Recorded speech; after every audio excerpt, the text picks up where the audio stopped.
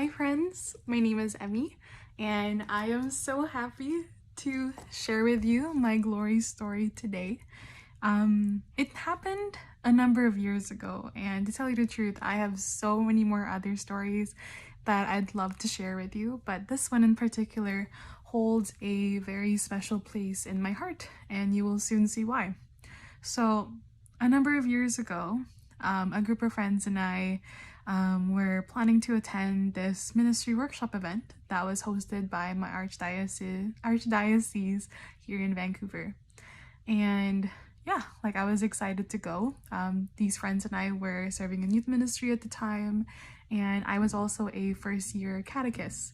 So I knew that there was so much more for me to learn. And the workshop that I ended up attending was the catechist workshop. I wanted to learn all about how to adapt to different learning styles and different lesson plans that I could use for my own students and so much more. To tell you the truth, I thought this day was just gonna be any other day that I've attended, because I've attended a number of events before, and you kind of get used to the style and what happens, but the Lord surprised me on that day, and yeah, let me tell you what happened. So like I said, I went to the catechism workshop, and yeah, like it was great. I was learning so much, and something at the end changed everything. So the ministry workshop leader, introduced us to this prayer prayer, like a method of praying, I guess, like a prayer procession. And I've never done anything like that before. Like I've heard of it, but I've never participated in one before. And she told us to hold a religious item. This is what I have in my living room. So a few of us were carrying candles, some were carrying statues of Mary, a crucifix, and all that. And yeah, we were holding that, and we were walking around the room while singing a hymn. And yeah, we ended up ending this by sitting down in a circle, and our leader led us into a prayer. And yeah, I remember she asked us to imagine that Jesus was walking towards us, and I was so hesitant to do that at first, but I'm very happy and glad that I did. So she told us to close our eyes and to imagine that Jesus was walking towards us. And since we were sitting down in a circle, I imagined Jesus was coming towards me in my left side. So he sat down on my left side, like here, right here. And he and I looked at each other, and he gave me a hug. And it was nice.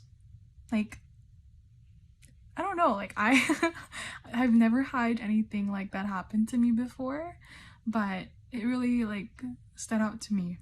And I remember as the prayer ended, we were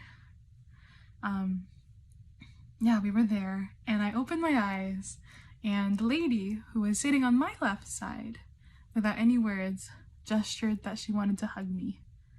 And again, this was pre-COVID times, it was okay. And I hugged her. And I just thought it was so cool, because in my prayer, Jesus came on my left side and hugged me.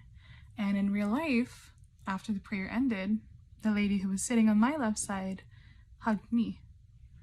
And okay, that's weird. That's cool, but whoa, what's going on? And afterwards, we were invited by our ministry leader to share about our highlights. What did we learn that day? And so I stood up and I shared about my own story, what happened. And yeah, because I've never had anything like that happen to me before, so I just wanted to share. And I remember the woman that I mentioned earlier who hugged me stands up, and she decides to tell us her side of the story. She tells us that in her prayer, Jesus asked her to hug me.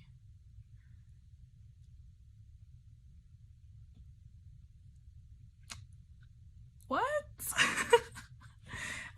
I still get goosebumps just talking about it, because what? how did that happen? Why did that happen? And like I had so many there were just a lot of reactions happening in my head, and I just remember feeling so flabbergasted because I really needed that hug. I was going through a really low point in my life, and the fact that Jesus hugged me spiritually, like in my prayer, meant a lot. And the fact that he found a way to hug me physically through this stranger that I've never ever met before, like, meant so much more. And yeah, like I still don't know who that woman is to this day. And it's something that I can't explain. And I'm very thankful for that, because in my life, when I'm going through low points or even high points, I can remember and look back on the day that Jesus hugged me. And I will forever be grateful for that story, because it shaped my faith and it helped me remember that I'm not alone. And I hope you watching this may remember that too. Like, Jesus is always with you. He will forever be beside you, and he will never leave you alone. Thank you for listening to my story, and I hope you have a blessed rest of your day. God bless. Bye.